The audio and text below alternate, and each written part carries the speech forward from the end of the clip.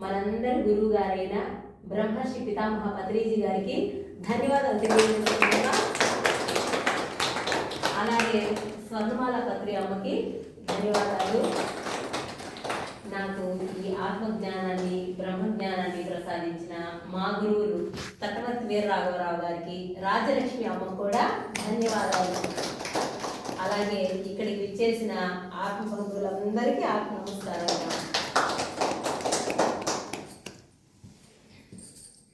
ఈరోజు మనము ఏది నిజమైన ఆధ్యాత్మికత దీని గురించి తెలుసుకుందాము. ఓకే, ఇప్పుడు మనము భూమి మీదకి ఎందుకు వచ్చామంటే పాఠాలు నేర్చుకునేకి వచ్చాము. ఏం పాఠాలు నేర్చుకునేకి వచ్చాము? బాగా డబ్బులు సంపాదించి ఇల్లులు కట్టుకొని పెద్ద పెద్ద బిల్డింగ్లు, వాళ్ళు 2 అంతస్తులు కట్టే నేను 4 అంతస్తులు కట్టాలి, వాళ్ళు స్కూటర్ కొనుక్కుంటే నేను కారు కొనాలి, వాళ్ళు ఏదో చైన్ కొనుక్కుంటే నేను నెక్లెస్ కొనాలి అని ఇవి సంపాదించుకునేకి నేర్చుకునేకి వచ్చాము అని ఇంతకాలం బతికినాము. అవునా కదా? అది తప్ప మనకి వేరే తెలియదు. లేదు, పూజ చేయాలి, ఎందుకంటే ఇంకా బాగా డబ్బులు రావాలి, లేదు మా పిల్లలు ఇంకా మంచి కాలేజీలో సీట్ రావాలి, మా నేను చెప్పినట్టు రాలి, కూర్చోయాలంటే కూర్చోవాలి, లేదంటే ఇలాంటి పిచ్చి పిచ్చి ఆలోచనలతో బ్రతికేసినాం. అవునా కదా? ఇప్పుడు రూపాయి బిడ్డ ఉంటుంది, దానికి 2 వైపులా ఉంటేనే చెల్లుతుంది. ఒకవైపే ఉంటే కాయిన్కి, ఆ కాయిన్ మనం షాప్లో తీసుకెళ్ళిస్తే చెల్లుతుందా? చల్లదు కదా. కాబట్టి మనం ఇన్ని రోజులు ఏం చేసామంటే రూపాయి కాయిన్కి 1 సైడే చూసాము. మనం బ్రతకాలి, ఎలా బ్రతకాలి? గౌరవంగా బ్రతకాలి, గొప్పగా బతకాలి, ఆనందంగా బతకాలి. ఆనందం అంటే కూడా ఏదో తెలియదు, సంతోషంగా బతకాలి, నేను హ్యాపీగా ఉండాలి. ఈ ఉద్దేశంతోనే బ్రతికినాను. ఎన్నో కోట్ల జన్మలు, 84 లక్షల జీవరాశుల్లో జన్మ తీసుకొని మొదటగా భగవంతుడి నుంచి భూమి మీదకి వచ్చినప్పుడు రాతిలో జన్మ తీసుకుంటాం. అంటే శిలలు ఎన్ని రకాల రాళ్ళు ఉన్నాయో అన్ని రకాల రాళ్ళలో జన్మ తీసుకుంటాము.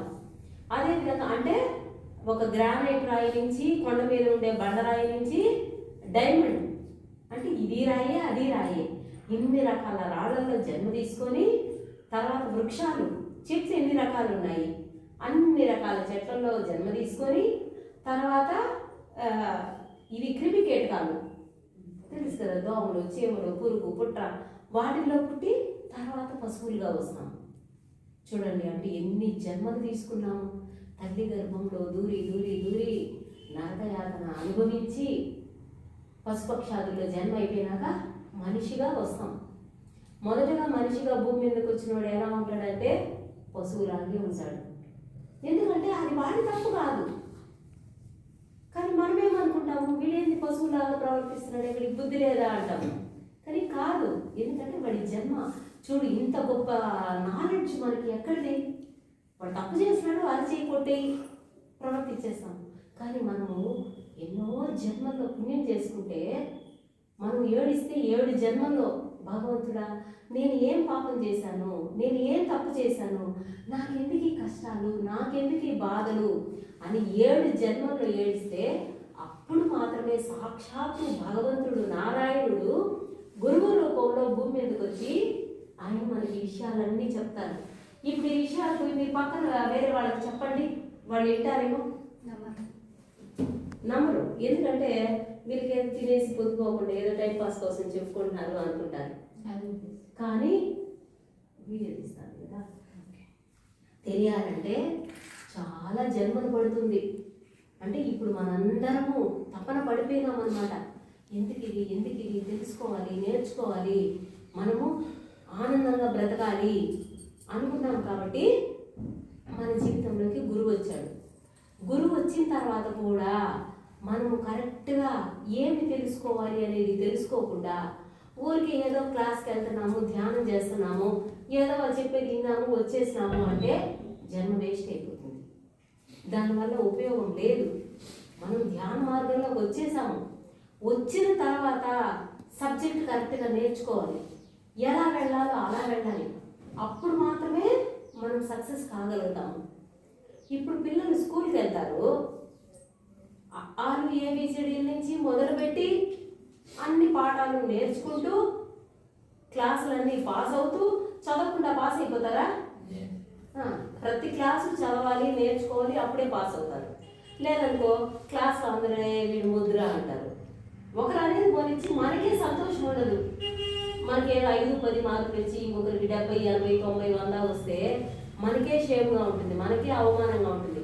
ఒక స్కూల్ పాఠాల్లోనే అలా ఉంటే మరి ఈ జీవిత పాఠం అనేది నేర్చుకోకుండా ఎందుకు పుట్టినామో కూడా తెలియకుండా పుట్టడం చనిపోవడం ఇదే జరుగుతూ ఉంది. పునరపి జననం పునరపి మరణం పునరపి జనని జడరే సేనుమని. తల్లి గర్భం ఏమన్నా ఏసీ రూమా? తల్లి గర్భము మలమూత్రాలతో లోపల క్రిమి కీటకాలతో బిడ్డని కలుస్తూ ఉంటాయండి పురుగులు. అంటే నరకం అనుభవించి భగవంతుడా నన్ను బయటపడే తండ్రి, నేను బయటకు వచ్చినప్పటి నుంచి నేను నిన్ను తప్ప ఇంక నేను ఏది కోరుకోను, నేను ధ్యానం చేసి నీ దగ్గరకు వచ్చేస్తాను అని బిడ్డ లోపల ఏడుస్తూ ఉంటాడంట. అదేవిధంగా బిడ్డ తల్లి గర్భంలో నుంచి బయటకు వచ్చేటప్పుడు కూడా ఆ ఇరుకు ద్వారంలో నుంచి బయట వచ్చేటప్పుడు బిడ్డకి అదొక నరకం అంట. అంటే చూడండి, మనం చిన్న బిడ్డకి వాడికి ఏముంటుంది, మన పెద్దోళ్ళు అయిపోయాయి కదా మనకి సమస్యలు అనుకుంటాము. అంటే ఎప్పుడు కష్టము బాధ దుఃఖం అనేదే ఉంది, సంతోషము ఆనందం అనేది లేవు. అప్పుడు కూడా బిడ్డ ఏడుస్తా వస్తాడంట. బయట రావడము పక్క నవ్వుతా వస్తాడు ఆ బిడ్డ, ఏడుస్తానే వస్తాడు. నేను ఈ లోకంలోకి వస్తున్నానే దేవుడా, ఈ బాధలెట్ట, ఈ కష్టాలెట్ట అని. తల్లి గర్భంలో ఉన్నప్పుడు గత జన్మలన్నీ గుర్తుంటాయంట. ఎప్పుడైతే భూమి మీదకి వచ్చి మొదటిసారి కేరని ఏడుస్తూ మనం శ్వాస తీసుకుంటాడో అనుకుంటాము, శ్వాస వదులుతారు. ఎప్పుడైతే శ్వాస వదులుతారో శ్వాసతో పాటి గత జన్మ జ్ఞాపకాలన్నీ మర్చిపోతారంట. తల్లి గర్భంలో ఉన్నప్పుడు ప్రతి ఒక్కరు యోగులే అంట. ఇప్పుడు మనం ఈ ధ్యాన సాధన ఎందుకు చేస్తున్నాము? ధ్యానం చేయగా మనము గత జన్మల్ని చూసుకుంటాం. దానికోసం సాధన చేసి నువ్వేందని తెలుసుకో, నీ గతాన్ని తెలుసుకో, నువ్వెవరో తెలుసుకో అని గురువు వచ్చి చెప్పే వరకు మనకు తెలియదు. కాబట్టి తల్లి గర్భంలో ఉన్న శిశువు యోగులు అంట వాళ్ళు. అంటే వాళ్ళందరూ దైవ స్వరూపులే. కాబట్టి ఇక్కడ ఎవ్వరు తక్కువ ఎక్కువ అని మనం భావించకూడదు. ప్రతి ఒక్కరూ దైవ స్వరూపాలే. కానీ బయటకు రావడము మర్చిపోతారు. మర్చిపోయి ఈ మాయ జగత్తులో పడిపోయి ఇల్లు కావాలా, కారు కావాలా, గొప్పగా ఉండాలా, అవి కావాలా, ఇవి కావాలా అని మళ్ళీ అజ్ఞానంలో పడిపోయి ఏదో ఎంజాయ్ చేస్తూ అరే సాటి ప్రాణి అని అయ్యో అని దయ లేకుండా పక్క మనిషి ఎట్ట, పక్కిళ్ళెట్ట, ఎవ్వరి గురించి మనకు ఆలోచన లేదు.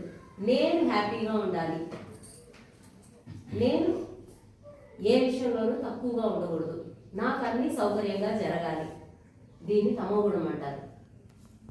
అంటే మనలో ఉన్న గుణాలు మారడానికి కూడా 100-150 జన్మలు పడుతుందంట. అంటే ఒక్కొక్క గుణం మారడానికి. ఇప్పుడు మనం మానవ జన్మలోకి వచ్చిన తర్వాత పుణ్యాలే చేశామంటే స్వర్గానికి వెళ్ళి ఎంత పుణ్యం చేశామో అంతకాలం స్వర్గంలో ఉండి మళ్ళీ భూమి మీదకి వచ్చేయాలి. రాశుల్లో జన్మ తీసుకొని అది మన తమాషానా చెప్పండి? 84 లక్షల జీవరాశుల్లో జన్మ తీసుకొని మళ్ళీ భూమి మీదకి రావాలి. అదేవిధంగా మనం ఇక్కడ బాధలు కష్టాలు భరించలేక ఆత్మహత్య చేసుకుంటే ప్రేతాత్మలైపోయి గాలిలో తిరుగుతూ ఉంటారంట. వాడని అటు పైలోకానికి రాలేదు, అటు ఇక్కడికి వచ్చేదానికి శరీరం లేదు. ఏం చేయాలా? ఏడుస్తూ తిరుగుతూ ఉంటారు. మన ఇంట్లోనే తిరుగుతూ ఉంటారంట మన వాళ్ళు. ఎందుకంటే ఈ సబ్జెక్టు ఈ నాలెడ్జ్ లేదు కాబట్టి. అందుకని ప్రతి ఒక్కరూ ఈ సబ్జెక్ట్ అనేది నేర్చుకోవాలి. ఊరికే ధ్యానం చేసేసి ఏదో కష్టాలు వెళ్ళిపోతాయి, ఏదో డబ్బులు వచ్చేస్తాయి, చీటీ వేసేసినాము ఈసారి తక్కువ తోపుడుతోనో ఎక్కువ తోపుడుతోనో ఏదో పోయేసి డబ్బులు చేయాలి, ఈసారి టూర్ పోయి చేయాలి, ఈసారి సినిమాకి పోయి చేయాలి, ఈసారి హ్యాపీగా ఉండాలి, ధ్యానం చేస్తున్నాము, మాకు అన్నీ మంచిగా జరిగిపోతూ ఉన్నాయి, మాకు ఏ ప్రాబ్లం లేదు, ఏదనుకుంటే అది జరిగిపోతూ ఉంది అంటే మాయ ఏం చేస్తుందంటే మనల్ని మభ్య పెడతాది. పిల్లోడు స్కూల్కి వెళ్ళాలంటే వాడు నేను పోను అని ఏడుస్తాడు. మనం ఏం చేస్తాము, నన్ను నీకు బిస్కెట్ ప్యాకెట్ తీసిస్తారా, నీకు చాక్లెట్ తీసిస్తాను రాని వాడిని మాయ చేసి తీసుకెళ్ళి ఆడ కూర్చోబెట్టాం. ఆ విధంగా మాయ ఏం చేస్తుందంటే అంత ఈజీగా ముక్తిని మోక్షాన్ని ఇవ్వదు, అంత ఈజీ కాదు. మనకి రకరకాల మాయలు పెడుతుంది. టూర్ పంపించేస్తుంది అమ్మవారు, హ్యాపీగా టూర్ పోయిచ్చేసి ఒక 4 రోజులు రిలాక్స్ అయిపోతాం, ధ్యానం మర్చిపోతాం. మళ్ళీ ఎవరో చెప్తే అవును కదా ధ్యానం చేసి మనం హ్యాపీగా ఉన్నాం కదా, మళ్ళీ మధ్యలో ఎందుకు వదిలేసినాం ధ్యానం, మళ్ళీ స్టార్ట్ చేద్దాం అని మళ్ళీ ఇంకొక మాయలో పడిపోతాం. కాబట్టి మాయ అనేది మహామాయ అంత ఈజీగా రానివ్వదంట మనల్ని.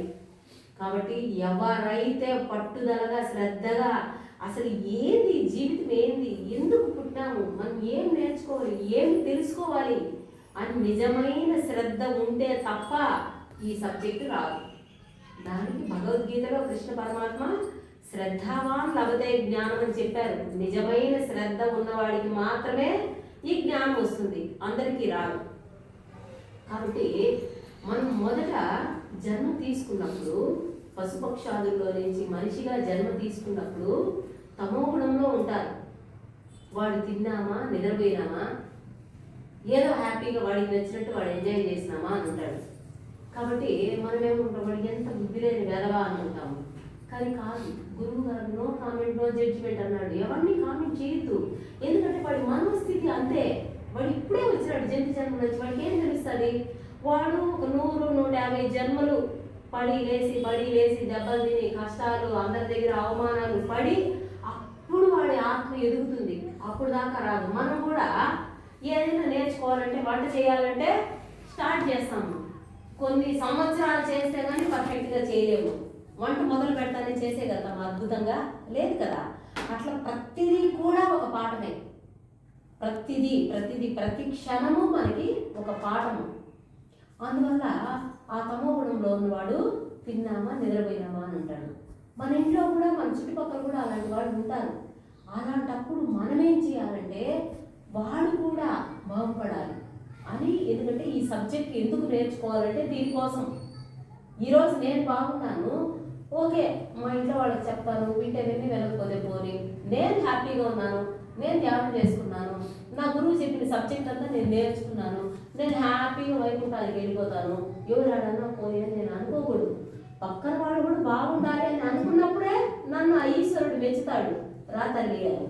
కాబట్టి ఎప్పుడు కూడా నాలాంటి వాళ్ళే అందరూ, అహం బ్రహ్మాస్మి, నేను ఆ దైవాన్ని, తత్వమసి, వీళ్ళందరూ కూడా దైవాలే అని నేను మీ అందరిలో కూడా దైవాన్ని చూసి మీ అందరికీ కూడా నేర్పించే ప్రయత్నం నేను చేయాలి.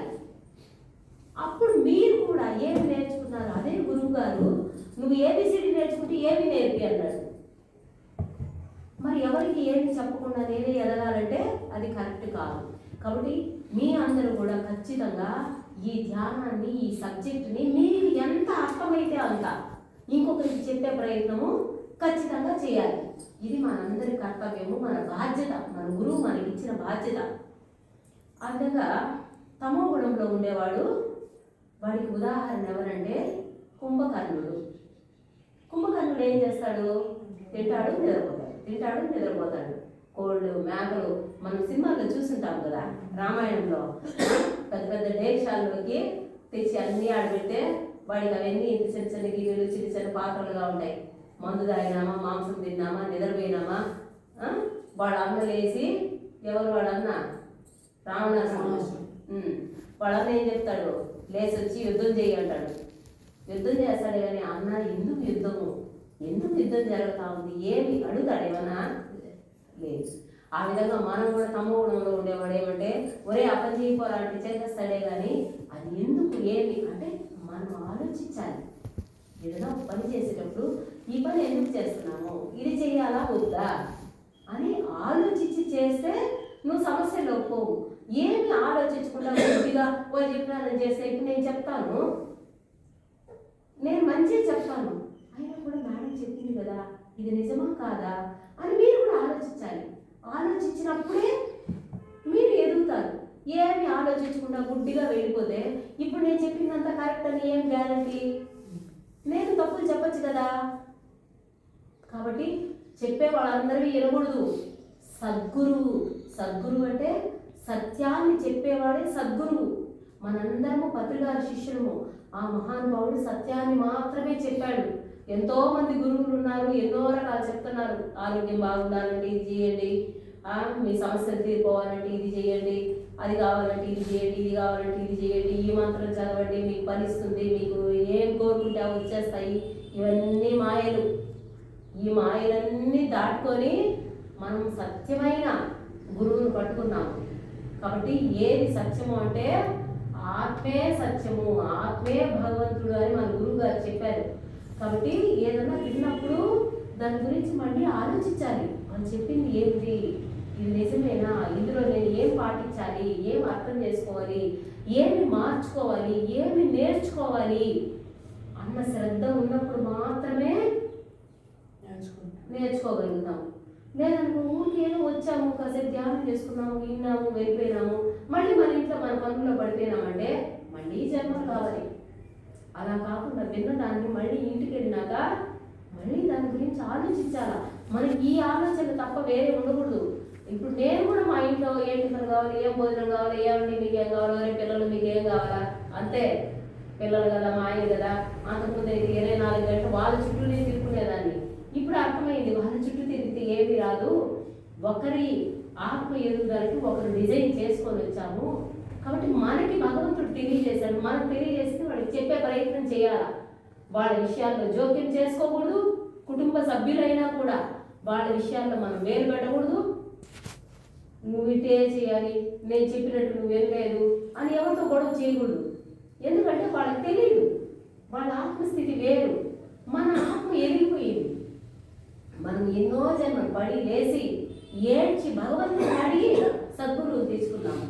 మరి సద్గురువుని తెచ్చుకున్నాక ఈ సబ్జెక్ట్ ఏంది, ఈ జన్మ ఏంది, ఈ మానవ జన్మకి ఎందుకు వచ్చాము అనేది తెలుసుకొని మళ్ళీ జన్మ లేని స్థితికి పోవాలంటే ఏం చేయాలి, వీటి గురించే ఆలోచించాలి. సజ్జన సాంగత్యం ఇవి చెప్పుకోవాలి. ఇక్కడికి వచ్చినప్పుడు ఈ విషయాలు మాట్లాడుకోవాలి. మన పక్కింట్లో ఏం జరిగిందో తెలుసా, మొన్న వెనకింట్లో ఏం జరిగిందో తెలుసా, ఆ రోడ్లో పోతా ఉంటే ఏమైందో తెలుసా, ఇక మనకు అవసరంలా అయిపోయింది. ముందు జన్మలో ఇవన్నీ మాట్లాడేసినాము, ఇక మనకు అవసరం లేదు. ఇప్పుడు మన ఆలోచన నిరంతరము ఎక్కడున్నారంటే ఈ సబ్జెక్ట్ మీదే ఉండాలి. నేను ఎందుకు ఈ శరీరంలోకి వచ్చినాను అనేది తెలుసుకునే దాని మీదే మన దృష్టి ఉండాలి. ఇప్పుడు మనం తమో గుణంలో అనుకున్నాం కదా, 100-150 జన్మలు పడుతుంది తమో గుణంలో నుంచి రజోగుణంలోకి రావాలంటే. అంటే ఒక్క గుణము మనలో మారడానికే 100 జన్మలు అయిపోతాయి. మరి అటువంటిది మరి జన్మ వృధా కాకుండా మనం దీన్ని సద్వినియోగం చేసుకోవాలంటే ఎంత పట్టుదలగా, ఎంత శ్రద్ధగా ఉండాలి. క్లాస్లో 100కి 100 మార్కులు వచ్చే పిల్లోడు ఎంత శ్రద్ధగా ఉంటాడో అంత శ్రద్ధగా మనం ఉండాలి. అప్పుడు కానీ మనము దీన్ని సాధించలేము. ఏదో వచ్చాము, విన్నాము, వెళ్ళిపోయినామంటే దానివల్ల ఉపయోగం లేదు. అదేవిధంగా రజోగుణం అంటే నేను, నాది, నేను బాగున్నానా, నా భర్త, నా పిల్లలు, నా ఇల్లు బాగుందా, ఓకే, ఎవరాడన్నా పోని, నాకు సంబంధం లేదు, అన్నీ నాకే కావాలి, చూసిన ప్రతి ఒక్కటి నాకే కావాలి, ఫస్ట్ మార్కు మా పిల్లలకే రావాలి, డబ్బులు మాకే రావాలి, మేమే ఎంజాయ్ చేయాలి, అందరిలోకి మేము మా ఫ్యామిలీయే గొప్పగా ఉండాలి, అన్నీ మేమే మేమే మేమే. పక్కన పిల్లలు ఎవరికైనా వచ్చిందంటే అరే అవునా నాన్న వెరీ గుడ్ రా అనకూడదు. మీ పిల్లోడు ఎవరు దాంట్లో చూసి కాపీ చేసి ఉంటాడు, నీ పిల్లోడికి ఎందుకు వచ్చింటుంది, మా బిడ్డే బాగా కష్టపడి జరిగింది, 100 మార్కులు మా అమ్మాయికి, మీ పిల్లలు పనికిరాను. ఇలాంటి గుణాల్లోనే ఉంటారు. ఏంటంటే రజోగుణంలో ఉన్నారు వాళ్ళు. ప్రతి విషయంలో కూడా నేను, నా ఫ్యామిలీ. కనీసం తమో గుణంలో ఉండేవాడు నేనే అని ఉంటాడు, రజోగుణంలో ఉండేవాడు ఏదో కొద్దిగా నేను, నా ఫ్యామిలీ. అంటే ఫ్యామిలీ మీద కూడా ప్రేమ కాదు, ఏదో నేను గొప్ప అని, నేనే గొప్ప అని. దీనికి ఉదాహరణ మనం రావణాసురుడు చెప్పుకోవచ్చు. అంటే అష్టదిక్పాలకులను బంధించేశాడు, నవగ్రహాలను బంధించేశాడు, ఎక్కడ ఉన్న సంపదలు తనకే కావాలన్నాడు, ఏది వదలలేదు. దీనికి ఒక చిన్న కథ చెప్పుకుందాము. రజోగుణానికి పార్వతి అమ్మ ఈశ్వరుని అడుగుతుందంట, అందరూ మంచిగా ఇల్లు వాకిలు కట్టుకొని హ్యాపీగా ఉంటారు కదా స్వామి, నువ్వే కదా ఈ సృష్టికంతా భగవంతుడివి, నాకు కూడా ఒక మంచి ఇల్లు కట్టి అని అడిగిందంట. ఎందుకు పార్వతి, మనకి బ్రహ్మాండంగా శ్మశానం ఉంది, భూత ప్రేత పిశాచాలన్నీ మనతోనే ఉన్నాయి, ఇంతమంది బట్టలు పెట్టుకొని మనకి ఎందుకు ఇల్లు, మనకి సరిపోదు ఇల్లు, మనకి శ్మశానమే చాలు అన్నాడంట. ఆమె మన అడిగితే మొహందంట, లేదు లేదు స్వామి, నాకు ఇల్లు కావాల్సిందే, నువ్వు కట్టిస్తావా లేదా అని కూడా వేసిందంట. సరే పోనీ ఏదో భార్య ఆశపడిందని ఆయన సరే పిలిచి, ఆయన పేరు ఏం పేరంటే సూర్య భగవానుడికి మామగారు, ఆయన్ని పిలిచి, ఆయనే అనమాట అన్నీ కట్టేది, పేరు మళ్ళీ గుర్తొస్తే చెప్తాను. ఆయన పిలిచి, సరే మా భార్య కోరుకుంటా ఉంది, ఒక మంచి బంగ్లా కట్టియండి అంటే, సరేని ఆయన వచ్చిన వైడూర్యాలు బంగారు అన్నీ పెట్టి బ్రహ్మాండంగా ఒక బంగ్లాని శ్రీలంకలో కట్టారు. కట్టినప్పుడు ఇంకా మనమే అంతే, గృహప్రవేశం అంటే ఫ్రెండ్స్, బంధువులు, పక్కింటోళ్ళు, వెనకింటోళ్ళు, కనిపించిన వాళ్ళందరికీ మేము ఇల్లు కట్టాము, రండి, మా ఫ్యాన్ చూడండి, మా లైట్ చూడండి, ఇలాంటి మంచాలు తెప్పించినాము, అమెరికా నుంచి మా పిల్లోడి పంపించినాడు, జపాన్ నుంచి ఇవి తెప్పించినాము, చైనా నుంచి ఇవి తెప్పించినాము అని అందరినీ పిలిచి చూపించుకుంటాము కదా. పాపం ఆమె కూడా అందరినీ పిలిచిందంటే, దేవి దేవతల్ని అందరినీ పిలిచి అందరికీ చూపించుకుంటా ఉందంట, ఇది మా అమ్మాయి పడుకునేది, ఇది మా అబ్బాయి పడుకునేది అన్నీ చూపిస్తా ఉందంట. సరే ఇంకా అయ్యోని పిలిచి గృహప్రవేశం అంటే పూజలు అన్నీ చేయాలి కదా. సరే అన్నీ చేస్తా ఉన్నారంట. రావణాసురుడిని పిలిచినాడు. రావణాసురుడే తక్కువవాడు కాదు, ఆయన ఎంతో తపస్సు చేసి సాక్షాత్తు పరమేశ్వరుడే సాక్షాత్కరింపు చేసుకున్నాడు. కానీ ఆయనలో ఉన్న రజోగుణం వల్ల ఆయన రాక్షసుడు అయిపోయినాడు. రక్త మాంసాలు తినేవాడు రాక్షసుడు, అన్నీ నాకే కావాలన్న స్వార్థం ఉన్నవాడు రాక్షసుడు. ఆయన ఏం చేసినాడు, సరే అని బాగా పూజలు గీజలు అన్నీ చేసినాడు. ఎందుకంటే ఆయన మంత్ర విద్యలు ఆయనకి తెలియదే లేదు, అన్నీ చేసి బ్రహ్మాండంగా పూజలు చేసి హోమాలు అన్నీ చేసేసినాడంట. అన్నీ అద్భుతంగా జరిగిందంట. సరే అన్నీ అయిపోయిన తర్వాత మనం ఏం చేస్తాము, వచ్చిన వాళ్ళందరికీ భోజనాలు, వాళ్ళ శక్తిని బట్టి చీర జాకెట్ బట్టలు, ఏదో వాళ్ళ కానుకలు, స్టీల్ డబ్బాలు, మనం అయితే ఇచ్చేది స్టీల్ డబ్బాలు ఇస్తాం కదా. మనం మన ఇంటికి ఏమవుతుందా పిలిస్తే ఊరికే పంపించాం కదా. ఇప్పుడు నేను కూడా ఆత్మజ్ఞానం ఎందుకని పుస్తకాలు తెచ్చినాను మీ అందరికి ఇచ్చేకి. ఆడేవాడన్నా దారిలో స్వీటు సేవలు చేస్తే అబ్బా ఎప్పుడు ఉండే స్వీటు సేవలు, మన క్లాస్కి వెళ్ళాలి, లేట్ అయిపోయింది, అసలైన సబ్జెక్ట్ ఏంది, బుక్కులు ఇవ్వాలా అని బుక్స్ తీసుకొచ్చిన. అంటే ఎవరికి ఏది ఇవ్వాలని తప్పని ఉంటుందో అది ఇస్తారు కదా, ఎవరెవరి కెపాసిటీని బట్టి వాళ్ళు ఇస్తారు. సరే అని నాకు కూడా వచ్చిన వాళ్ళందరికీ మంచి మంచి పట్టు వస్త్రాలు అన్నీ ఇస్తా ఉందంట. ఎందుకంటే ఇంకా ఆమెకి సంపద అర్థంగా ఉంది కాబట్టి. సరే అందరూ అయిపోయినారంట. లాస్ట్ రావణాసురుడు బ్రాహ్మణుడు కదా, పూజలన్నీ చేశాడు కదా ఆయన. సరే మీరు కూడా తీసుకోండి అని ఆయనకి వస్త్రాలు, ఏదో పూలు పండు ఆకు ఒక్క పెట్టించినారంట. ఇస్తే నాకు అవసరమైంది మీరు ఇవ్వలేదులేండి అన్నారంట. అంటే వాడు ఎంత స్వార్థపరుడు చూడు, ఎందుకు ఇవ్వలేము అంటే ఇప్పుడు నన్ను నువ్వు ఇవ్వలేవులే అంటే మనకేమే ఫస్ట్ రోషం కదా, నేను ఇవ్వలేనా, నేను ఎందుకు ఇవ్వలేను, నీకేం కావాలో చెప్పు నేను ఇస్తా అంటాను కదా. అట్లా ఏం కావాలో చెప్పు అంటే వద్దులేండి, మళ్ళీ అడిగిన తర్వాత మీరు ఇవ్వకపోతే ఎట్లా, వద్దులేండి అన్నాడంట. ఆమె ఇంకా ఇదిగా లేదు అడుగు, నీకేం కావాలో నేను ఇస్తాను అంటే నేను ఏమైనా చేయగలుగుతాను అన్న అహము ఎవరికైనా ఉండకూడదు. పార్వతీ అమ్మకైనా ఉండకూడదు, మనకైనా ఉండకూడదు. చూసారా, అంతటి తల్లి కూడా తప్పించుకోలేకపోయింది. అంటే మాయ అనేది అంత మహామాయ, అంత భయంకరమైంది. దేవీ దేవతలే మాయని తప్పించుకోలేనప్పుడు మనమెంత. మాయ అనేది ఎప్పటికప్పుడు మనల్ని కిందకి లాగేస్తూ ఉంటుంది. మనము ఎరుకతో అరే నేను ఇది ఎందుకు మాట్లాడుతున్నాను, నేను ఇది ఎందుకు చేస్తున్నాను అని మనము గ్రహించుకోగలగాలి. ఆ ఎరుక అనేది మనలో లేనప్పుడు మనం ఆటోమేటిక్గా మళ్ళీ పడిపోతాం మాయలోకి. అందువల్ల ధ్యానం చేయడం వల్ల ఏమవుతుందంటే మనలో ఎరుక అనేది పెరుగుతూ వస్తుంది. టైం దొరికినప్పుడంతా ధ్యానం చేయాలి. సరే అని నీకేం కావాలో అడుగు అనేటప్పటికీ రావణాసురుడు ఏం చేస్తాడంటే సరే అమ్మా నేనేమడిగినా ఇస్తావా అంటాడు. సరే అడుగు అంటే సరే అమ్మా ఈ అద్భుతమైన బంగ్లా నాకు ఇచ్చేయంటాడు.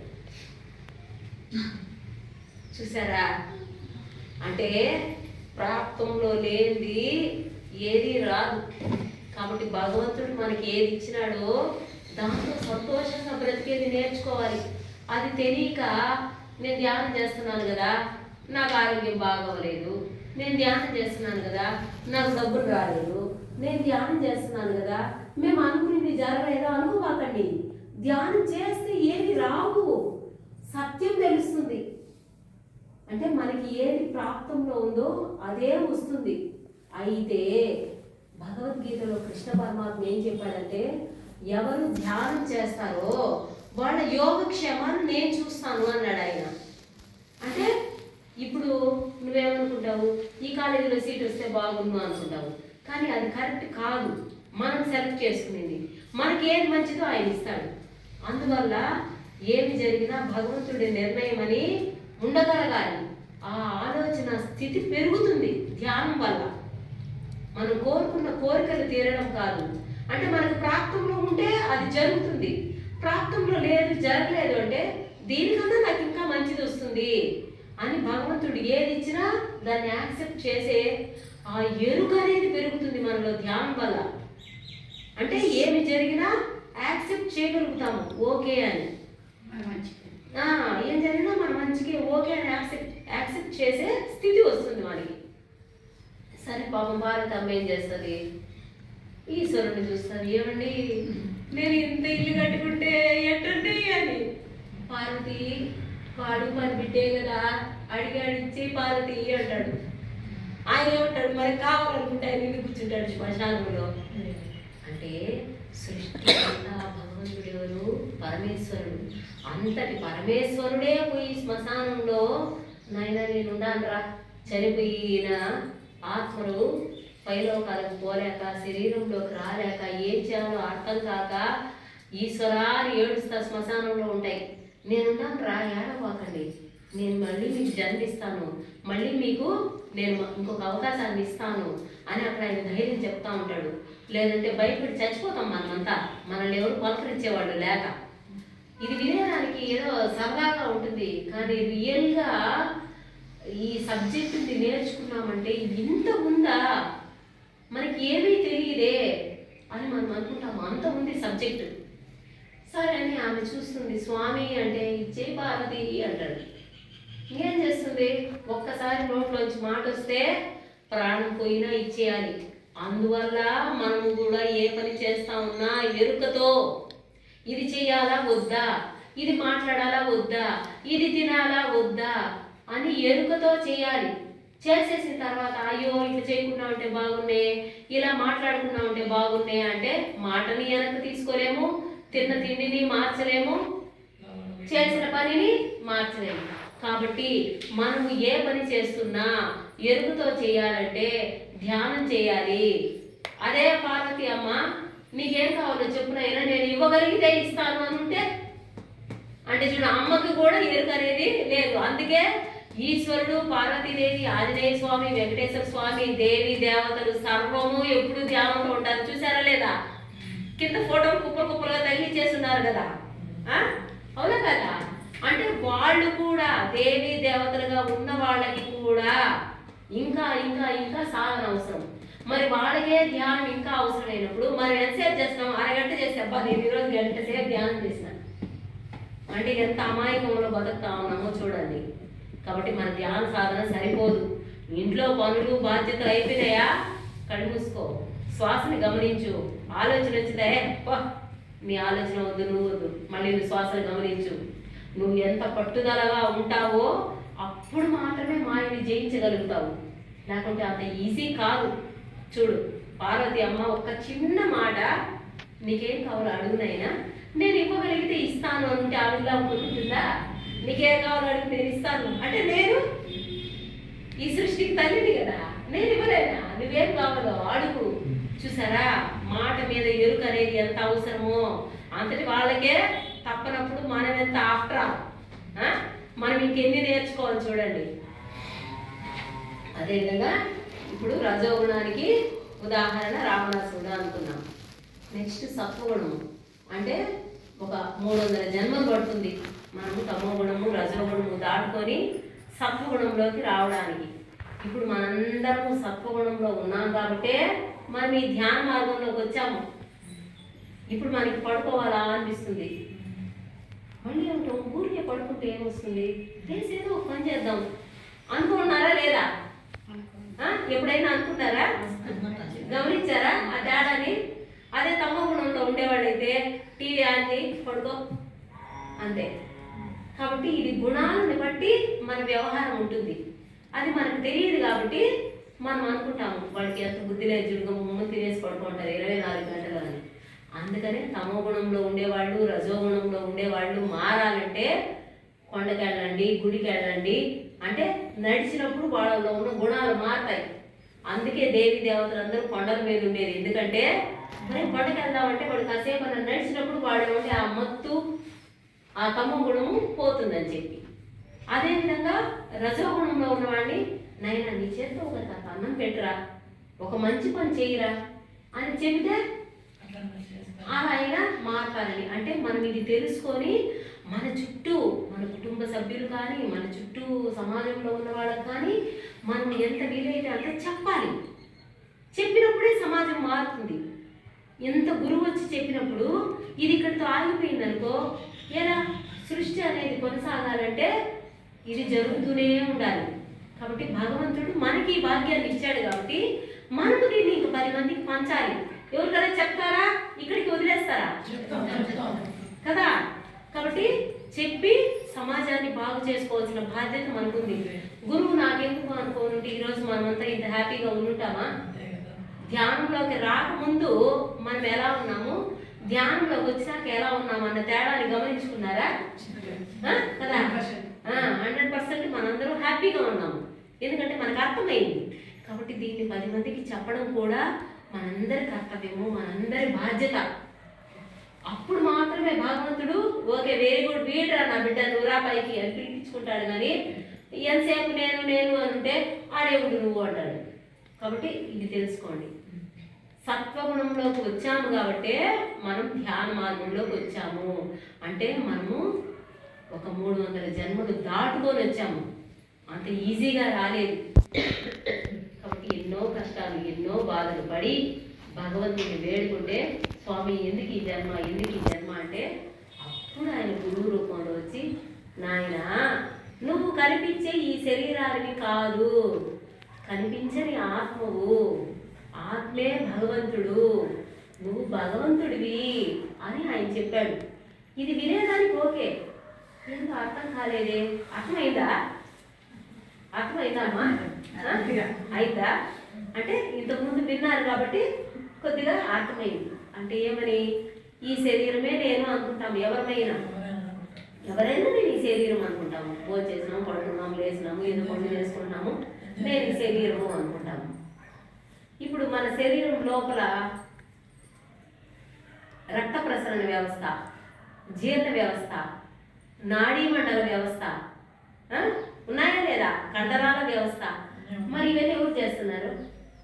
లోపలికి వెళ్ళి రక్తము నువ్వు పైకి కిందకి తిరుగు, కండరాలు మీరు పెద్దగా పెరగండి, అదేవిధంగా శ్వాస నువ్వు పైకి కిందకి ఆడు, మనసుని నువ్వు ఇది ఆలోచించేయద్దు. ఇవన్నీ మనం చెప్తా ఉన్నామా? జీర్ణ వ్యవస్థ నువ్వు లోపల ఉన్న అన్నాన్ని అరిగించు మనం చెప్తా ఉన్నామా? లేదు. మరి ఇవన్నీ ఎలా జరుగుతూ ఉన్నాయి? మనం కంటితో చూస్తూ ఉన్నాము, ముక్కుతో వాసన తీసుకుంటున్నాము, చెవులతో వింటా ఉన్నాము, కాళ్ళు చేతులతో పని చేస్తున్నాము. నేను చేస్తున్నా మనం చేస్తున్నామా? చెప్పండి. కానీ ఎప్పుడైనా ఎవరైనా ఆలోచించామా ఇవన్నీ ఎవరు చేస్తున్నారు?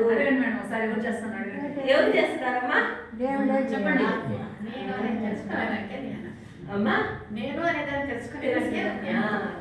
కాబట్టి మనందరము సత్వగుణంలోకి వచ్చాం కాబట్టి గురువు మనందరి జీవితంలోకి వచ్చి మనకి ఈ విషయాలు చెప్పాడు. కాబట్టి ఈ విషయాలను తెలుసుకొని మనం ఏమి నేర్చుకోవాలి, ఏమి మార్చుకోవాలి అని చేసినప్పుడు మన ఆత్మ ఎదుగుతుంది. కాబట్టి మనందరము ఆత్మస్వరూపులము. ఆత్మ ఈ శరీరంలో ఉంటే నేను ప్రాణంతో ఉంటాను. ఆత్మ ఈ శరీరంలోంచి బయటికి వెళ్ళిపోయిందంటే శవము అయిపోతాం. కాబట్టి గురువు చెప్పిన ఈ విషయాన్ని అర్థం చేసుకొని ధ్యాన సాధన బాగా తీవ్రంగా చేయాల. 1-2 గంటలు ఈ సాధనలన్నీ సరిపోవు. యోగులు మహర్షులు సంవత్సరాలు, మేము 10 సంవత్సరాలు 12 సంవత్సరాలు కూడా గుహలో కూర్చునేసిన వాళ్ళు ఉన్నారు.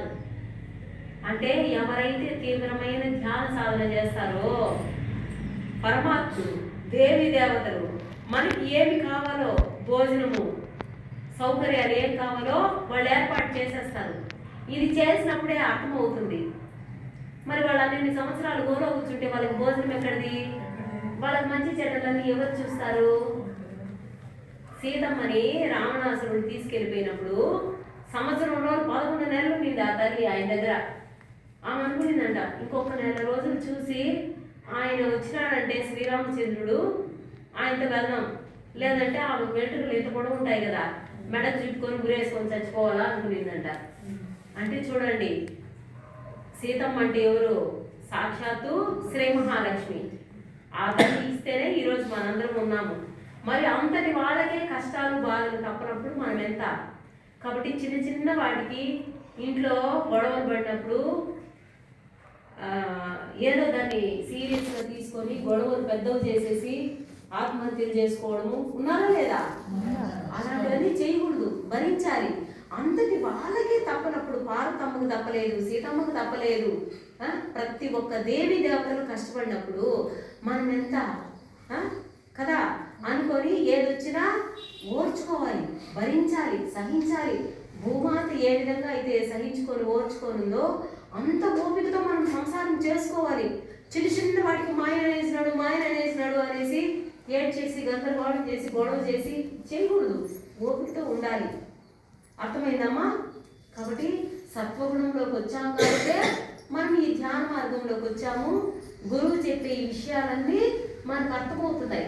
వేరే వాళ్ళకి చెప్పినా కూడా ఇవి అర్థం కావు, ఎందుకంటే వాళ్ళ మనోస్థితి అంత తక్కువగా ఉంటుంది కాబట్టి ఈ సత్వగుణము అనేది ఎటువంటిదంటే, అరే నేను బాగున్నాను కదా, 10 మందికి మంచి చేయాలి, 10 మందికి మంచి చెప్పాలి, నేను చెయ్యాలి, నేను చెప్పాలి, నేను వెళ్ళాలి అన్న తపన. ఇంట్లో తొందరగా చేసేయాలి, పని చేసేయాలి, పోయి 10 మందికి చెప్పాలా, నేను చెయ్యాలి అన్న తపన మనలో నుంచి ఎప్పుడు పుడుతుందో దాన్ని సత్వగుణము అంటారు. ఇప్పుడు మనందరిలో ఉందా లేదా? నలుగురికి చెప్పాలి, నలుగురు బాగుండాలి అనేది దాన్ని సత్వగుణము అంటారు. తమోగుణం అంటే నేను తినాలి, నేను నిద్రపోవాలి, నేను ఎంజాయ్ చేయాలి, ఇవి కూడా నేర్చుకోవాలి. గుణాలు మారినప్పుడే ఆత్మ ఎదుగుతుంది. కాబట్టి ఈ సబ్జెక్ట్ అనేది అవసరము. రజోగుణము అంటే నేను నా వాళ్ళు. సత్వగుణం అంటే అందరూ బాగుండాలి అని కోరుకోవాలి. కాబట్టి గుణాలు మారి సత్వగుణంలోకి రావాలి. అదేవిధంగా ఇప్పుడు సత్వగుణంలోకి వచ్చి మనం ధ్యాన మార్గంలోకి వచ్చాము. ధ్యానము చేయడం వల్ల ఏమొస్తుంది ధ్యానం చేయడం వల్ల? ఆత్మ ఎదుగుదల. ఓకే, ఎలా ఎదుగుతుంది?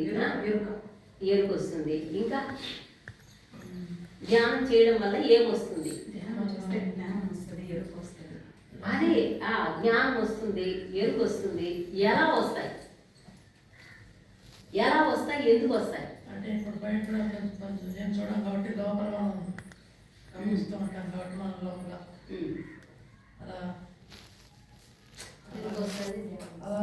ఓకే కదా, ఎరుక వస్తుంది, జ్ఞానం వస్తుంది.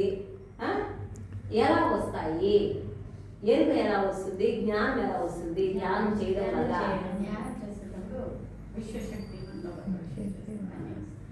కరెక్ట్. విశ్వశక్తి మనలోకి వస్తుంది ధ్యానం చేస్తూ ఉంటే. ఎప్పుడైతే మన మనసు శూన్యమైపోతుందో, మనసు శూన్యమైనప్పుడు మాత్రమే విశ్వమయ ప్రాణశక్తి మన శరీరంలోకి వస్తుంది. విశ్వమయ ప్రాణశక్తి మన శరీరంలోకి రావడం వల్ల ఏం జరుగుతుంది? మనము ఎన్నో జన్మలు తీసుకొని ఇప్పుడు ఈ మానవ జన్మలోకి వచ్చామని అనుకున్నాం కదా. గతంలో గత జన్మల్లో ఎన్నో తప్పులు పాపాలు పొరపాట్లు చేసేసాము. అవన్నీ మనకి 7 శరీరాలు ఉంటాయి. అన్నమయ కోసము, ప్రాణమయ కోసము, మనోమయ కోసము, విజ్ఞానమయ కోసము, ఆనందమయ కోసము, విశ్వమయ కోసము, నిర్వాణమయ కోసము అని మనలో 7 శరీరాలు ఉంటాయి. మనము ఈ స్థూల శరీరాన్ని మాత్రమే చూస్తున్నాం కాబట్టి మనకి ఇక్కడ వరకే తెలుసు. కాబట్టి మనం సాధన చేస్తూ ఉన్నామంటే మన ఆరా పెరుగుతుంది. ఆరా అంటే మనం ఇప్పుడు దేవి దేవతల ఫోటోలు చూసినప్పుడు వెనక తల చుట్టూ ఇలా రౌండ్గా ఉంటుంది చూసారా. అంటే మనం కూడా సాధన చేయగా ఏమవుతుందంటే మనలో ఉన్న కాంతి పెరుగుతుంది, మనలో ఉన్న ఎనర్జీస్ పెరుగుతూ ఉన్నాయంటే మన శరీరం కూడా పెరుగుతూ ఉంటుంది. ఇది ఇలాంటివన్నీ తెలుసుకొని అవునా కాదా అని మనం అబ్జర్వ్ చేయాలి. తెలుసుకున్నప్పుడే మనం దాన్ని గమనించగలుగుతాం. ఏమి తెలియకపోతే ఏమీ తెలియదు. కాబట్టి ధ్యానం చేయడం వల్ల ఏమవుతుందంటే మన ప్రాణమయ కోసంలో మనం గతంలో గత జన్మంలో చేసిన పాపాలు కర్మలు అన్నీ దాంట్లో రాసేసి ఉంటాయి. మనకి ఎప్పుడు ఏ కష్టం రావాలి, మనకి ఎప్పుడు ఏ బాధ రావాలి, ఎప్పుడు ఏ దుఃఖాన్ని మనం అనుభవించాలి అనేవి కూడా మనము పుట్టేటప్పుడే రాసుకొని వచ్చేస్తాము. అందువల్ల ఏమవుతుందంటే మనం ఎప్పుడైతే విశ్వమయ ప్రాణశక్తి మన శరీరంలోకి ప్రవహిస్తుందో అప్పుడు ఆ బ్లాక్స్ అన్నీ క్లీన్ అవుతా వస్తాయి. ఇప్పుడు పలానా రోజు ఆరోగ్యం బాగాలేకుండా రావాలి అనేది రాసేసి ఉంటారు. ఏమంటారు, అరే నిన్న బాగున్నారే ఏమైపోయినట్టు, ఏమో తెలియదమ్మా, ఉన్నట్టుండి కాలు పడిపోయింది, ఉన్నట్టుండి చేయి పడిపోయింది అంటారు. అది ఉన్నట్టుండి పడిపోయింది కాదు, ఆల్రెడీ డిజైన్ అయిపోయింది. ఎప్పుడు ఏ టైంకి ఏం జరగాలో అవి జరిగిపోతూ వస్తాయి. ఎందుకంటే రాసుకొని వచ్చేసాం కాబట్టి ఈ ధ్యానం చేసినప్పుడు ఏమవుతుందంటే ఆ కర్మలు క్లీన్ అయిపోతాయి. కాలు పడిపోవాల్సింది కాలు గోపుకుంటుంది, చేయి పడిపోవాల్సింది చేయి గోపుకుంటుంది. ఆ విధంగా భగవంతుడు ఏం చెప్పాడంటే ఇందాక మనం అనుకున్నాం, ఎవరైతే ధ్యానం చేస్తారో వాళ్ళ మంచి చెడ్డలు నేను చూస్తాను అన్నాడు. కాబట్టి ధ్యానం ఏమన్నా అంత ఈజీదా? ఎంత గొప్పది చూసారా, ఎంత అద్భుతమైన మార్గంలో వచ్చాం మనము. కాబట్టి పాము కరవాల్సింది చీమ దోమ తరిచేట్టుగా భగవంతుడు తప్పిస్తాడు. కాబట్టి ఎంతో ఎంతో గొప్పది ఏదంటే సృష్టిలోకే ధ్యానం. అటువంటి ధ్యాన మార్గంలోకి వచ్చాం మనం. కాబట్టి దీని సబ్జెక్ట్ని కూడా నేర్చుకొని తీవ్రంగా సాధన చేస్తూ మనలో ఉన్న కర్మలన్నీ క్లీన్ చేసుకొని మన ఆత్మ ఎదుగుదల మన చేతిలోనే ఉంది. అదేవిధంగా మీ అందరికీ ఎంతోమంది మాస్టర్లు వచ్చి ఎన్నో విషయాలు చెప్పారు, మీ అందరికీ ఎన్నో విషయాలు తెలుసు. అదేవిధంగా మన ప్రాణమయ కోసంలో అన్ని కర్మలు క్లీన్ అవుతాయి అనుకున్నాం కదా. ఈ కర్మలు క్లీన్ అవుతూ అదేవిధంగా మనలో 7 చక్రాలు ఉంటాయి. మూలాధార, స్వాధిష్టాన, మణిపూరక, అనాహత, విశుద్ధ, ఆజ్ఞ 6 చక్రాలు, సహస్రార స్థితి 7వ స్థితి. ఎప్పుడైతే అమ్మ చెప్పినట్టు విశ్వమయ ప్రాణశక్తి మన శరీరంలోకి ప్రవహిస్తుందో అప్పుడు మూలాధారంలో కుండలిని శక్తి ఉంటుంది. అది పాములాగా 3.5 చుట్లు చుట్టుకొని పడుకో ఉంటుందంట. ఎప్పుడైతే మనం తీవ్రమైన ధ్యాన సాధన చేస్తామో మన మనసు శూన్యమవుతుందో, విశ్వమయ ప్రాణశక్తి మన శరీరంలో ప్రవహిస్తుందో ఆ శక్తి పోయి మన మూలాధారంలో ఎక్కడుంటుందంటే మన వెన్నుపూస చివర, మన మెదడు నుంచి వెన్నుపూస ఉంది కదా, చివరి భాగంలో మన బుధస్థానంలో ఉంటుంది. దాన్ని మూలాధార చక్రము అంటారు. ఆ చక్రంలో మన శక్తి ఇలా నిక్షిప్తమైపోయి ఉంటుంది. ఎప్పుడైతే విశ్వశక్తి వస్తుందో వెళ్ళి అక్కడ టచ్ అయినప్పుడు అది ఇలా పాములు వేసినట్టు లేస్తుంది. అలా మనం సాధన చేస్తూ ఉన్నామంటే చేయగా ఆ శక్తి పైకి లేస్తుంది. మూలాధారంలో ప్రాణశక్తి ఉండేవాళ్ళు ఎలా ఉంటారంటే అజ్ఞాన అహంకారాలతో ఉంటారు. ఇందాక మనం చెప్పుకున్నాం కదా గుణాల గురించి. మూలాధారంలో ఉండేవాడు తమో గుణంలో ఉంటాడు. ఎప్పుడు బద్ధకము, ఏది పని చేయరు అనమాట. దేని మీద వాళ్ళకి ఇంట్రెస్ట్ ఉండదు. ఎప్పుడైతే ఈ ధ్యాన సాధనలోకి వచ్చి వాడు తీవ్రమైన ధ్యాన సాధన చేస్తాడో అప్పుడు శక్తి మూలాధారం నుంచి స్వాధిష్టానంలోకి వస్తుంది. స్వాధిష్టానం నుంచి మణిపూర, అనాహత, ఇలా చెప్పుకోవాలంటే ఇది కూడా చాలా సబ్జెక్ట్ ఉంది. ఒక్కొక్క చక్రాలని దాటేటప్పుడు వాళ్ళ వాళ్ళ స్థితులు ఏ విధంగా ఉంటాయి అనేది కూడా, అది కూడా ఒక పెద్ద సబ్జెక్టు, ఒక క్లాస్ చెప్పుకోవచ్చు.